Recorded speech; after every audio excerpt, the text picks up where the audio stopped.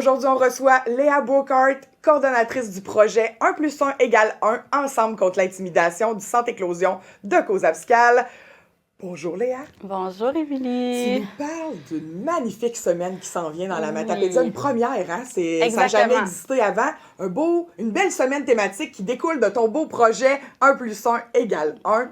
Donc, c'est une semaine contre l'intimidation. Exactement, oui. Raconte-moi un peu d'où ça vient, l'idée de faire une semaine thématique dans la Matapédia là-dessus. Parfait. Bien, déjà, il faut savoir que là, tu l'as nommé, on a le projet 1 Oui. + 1 = 1 Ensemble contre l'intimidation, qui est un projet où on fait la promotion de la diversité et de l'inclusion, surtout.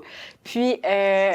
On va oui. faire juste un petit... Oui. Inclusion, diversité, c'est tout et n'importe quoi un peu, là. Ben vraiment, en fait, parce que, tu sais, on a comme... En fait, j'ai créé et je reprends aussi des ateliers qui existent déjà, là, Oui.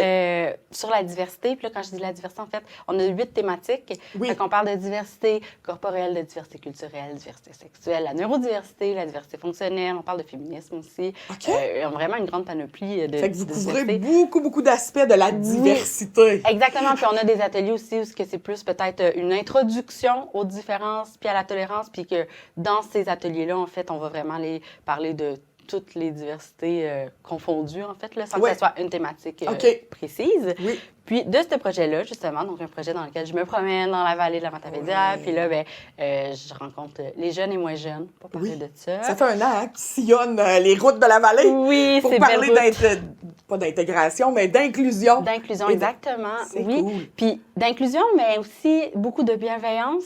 Oui.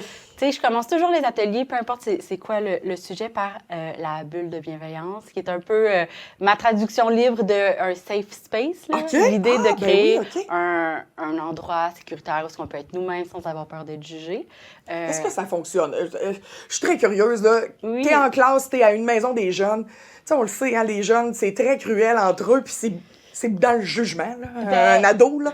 Oui, Est-ce que ça fonctionne quand tu dis ici, c'est un safe space, puis on a le droit de tout dire, puis d'être vraiment qui on est?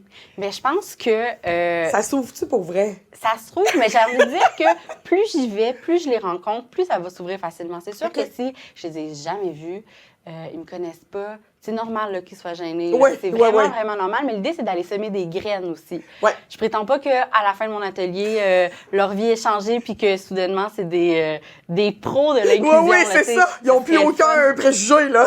Non, ça serait vraiment le fun. Je serais très contente, mais j'ai vraiment pas cette prétention-là. Fait que l'idée, c'est vraiment d'aller semer des graines puis d'y aller souvent, j'ai envie de dire aussi. Tu sais, de pas juste faire j'y vais une fois puis on n'en reparle plus jamais de la vie.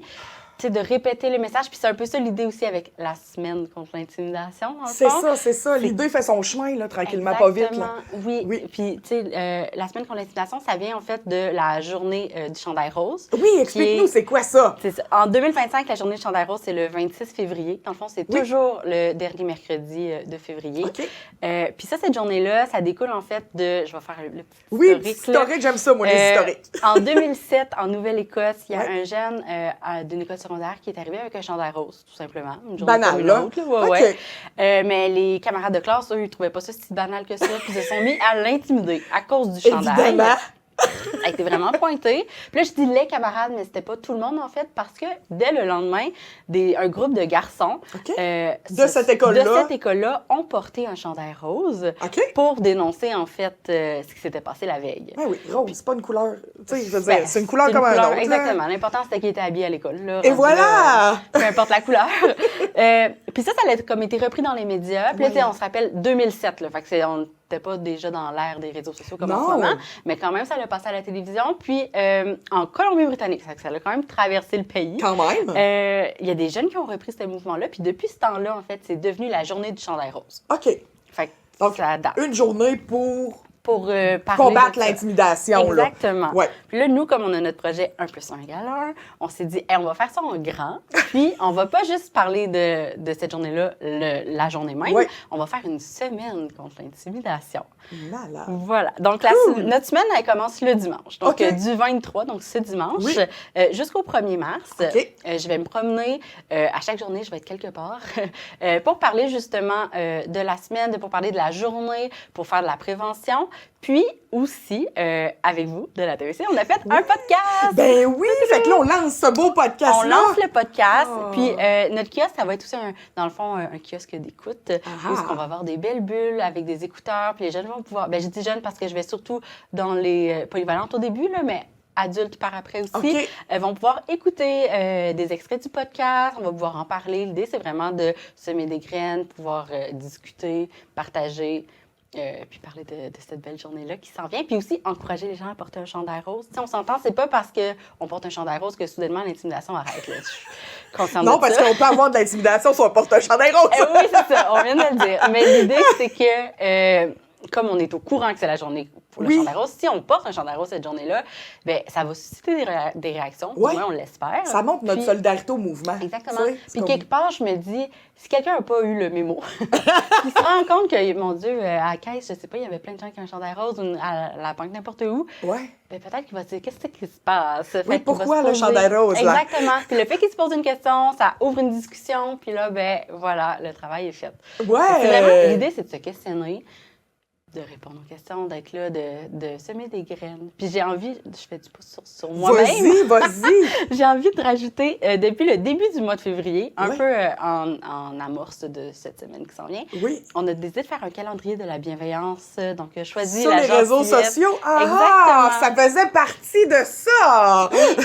Donc, sur notre page Facebook, donc la page Facebook du Centre Éclosion, à tous les jours, on met une petite phrase, un petit défi des fois, à faire pour choisir la gentillesse. Une petite image toujours douce. Oui. Ça fait du bien à l'âme, votre post, à chaque jour. On a travaillé fort parce que quand même, c'est 28 jours, fallait trouver du stock à dire. Fait que, Puis l'idée de ça, c'est vraiment encore là d'aller semer des petites graines. Puis l'idée de choisir la gentillesse, c'est que en étant dans la bienveillance, dans la gentillesse, justement, ben on s'éloigne de l'intimidation. Tout à fait. Puis on reste dans l'ouverture. Puis c'est vraiment ça la clé. Donc là, tout au long de la semaine, à partir de dimanche, on voit une fille avec un chandail rose puis des grosses bulles soufflées. Oui. On va te voir. Vous venez me voir, vraiment. C'est dès dimanche, je vais être au rendez-vous Bouffe et nous. Oui. Donc, je vais être là pour cette belle activité. Je suis vraiment contente. Je vais être à la polyvalente de Sébec lundi, à Forimont mardi, à Amkoui mercredi. Je vais être au Centre Éclosion. C'est quand même important aussi d'être là jeudi. Ton port d'attache? Ben oui, vraiment. On va être là pour le déjeuner communautaire. En même temps, j'en parle. Des fois, les gens ne savent pas, mais tous les jeudis, on a un déjeuner communautaire. Ah oui, puis c'est gratuit. Allez-y. Profitez-en. Puis justement, quelle belle façon de discuter d'inclusion, de diversité. Exactement. Fait que je vais être là.